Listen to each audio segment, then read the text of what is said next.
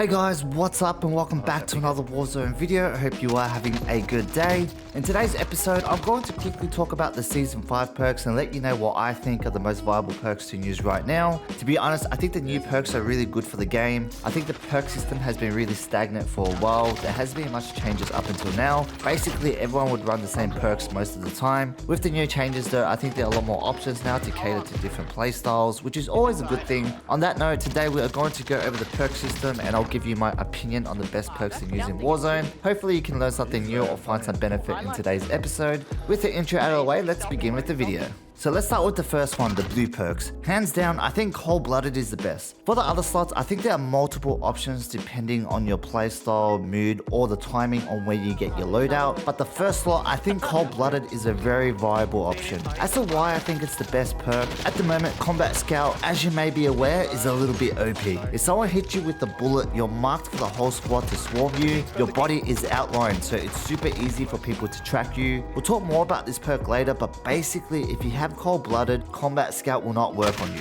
Another benefit Cold-Blooded brings to the table is when players have high alert, they cannot detect you when you're aiming at them. My squad mate Andy, shout out to my bro Andy, I hope you are having a good day. He plays high alert all the time and is always telling us when we are being flanked by enemy squads, which can be super useful. So if you have Cold-Blooded, that will negate high alert from working, which I think is a good added bonus to the perk.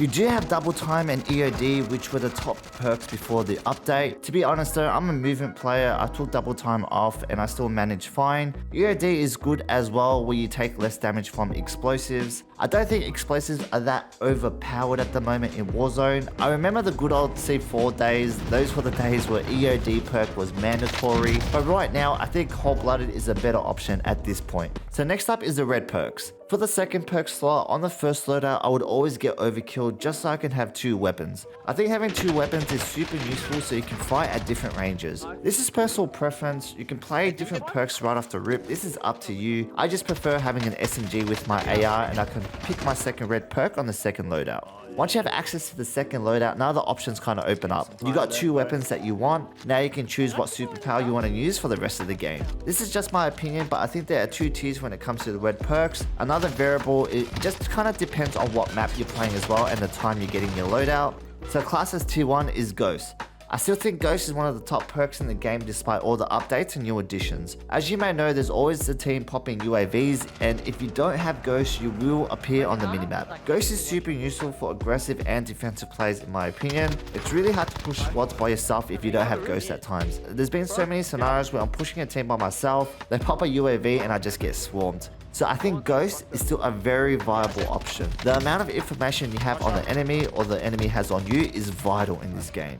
So yeah, I think Ghost is still super beneficial, especially if you can get it early to mid game. You won't pop up on the map when teams use UAVs and you won't be detected by heartbeat sensors. As mentioned, Overkill is super important and is definitely in my tier 1 for the red perks. Just being able to have two weapons just gives you a lot more options when engaging in gunfights, and to be honest, it makes the game more fun. So yeah, 100% I would recommend Overkill. Tier number 2 would be Tempered and High Alert. With Tempered, armor plates now have 75 health instead of 50, which means you only need to have 2 plates equipped at a time to be at full health. This can be super useful when fighting multiple enemies, as the armor up animation is reduced to 4 seconds instead of 6 seconds. Another benefit is being able to heal up more times due to the armor plates having higher value. If you're playing Rebirth, I highly recommend having Tempered. Either you get it on your first or second loadout. This perk can be super useful in Rebirth. Most of the fights are super close range and you're always fighting multiple targets at once, so this should help you guys out a lot. Another good time to get Tempered is when you're coming back from the Gulag or it's just really late game, and you're able to get your loadout with Tempered. You're going to have full health off the rip, which gives you a fighting chance of fighting towards the end. There's not a lot of armor laying around end game, so having Tempered can also be super beneficial. My other tier 2 perk is High Alert. Hands down, I think High Alert is still super useful. You're way less likely to be caught by surprise and flanked by the enemy team. Basically, High Alert will indicate you when you are being targeted by an enemy and will also give you the direction as well. It's actually super useful to have one member of the squad running High Alert to give those important shoutouts. The reason why it's in my tier 2 is basically now Cold-Blooded can counter High Alert. Another reason, I would like High Alert to have the benefit of being able to hear people using dead silence. I think this is rumored to be updated soon. I think Dead Silence can be OP at times and there needs to be some sort of counter, so let's wait and see if that happens. Honorable mention, Restock. Depending on your playstyle, Restock is also a very good option. If you like running stuns and lethals, it can regenerate. If this is your playstyle, by all means, this is still a very good perk. Guys, quick reminder, I recently just started streaming on Twitch at Andos Gaming TV, and I really just want to give a shout out to the people who followed me on Twitch and checked out the stream recently. I do really appreciate it. Thank you guys. I actually didn't expect to get so much support. You guys are the best. To be honest, I'm still getting used to the whole Twitch scene and people watching me play games live. It still feels kind of surreal, but saying that, I am thankful and I do appreciate the support. If you haven't already, please come check out the stream or drop a follow on Twitch. Good way to say hello, have a chat, or if you have any questions, I'm happy to help where I can, or basically just hang out with some good vibes. I'll leave the link in the description if you are interested. Anyways, with that out of the way, let's continue. Next up is the yellow perks. I think my top two at the moment has to be the Combat Scout and Amped. I think Combat Scout is a really good perk. All you need to do is get one shot in and your target is outlined red.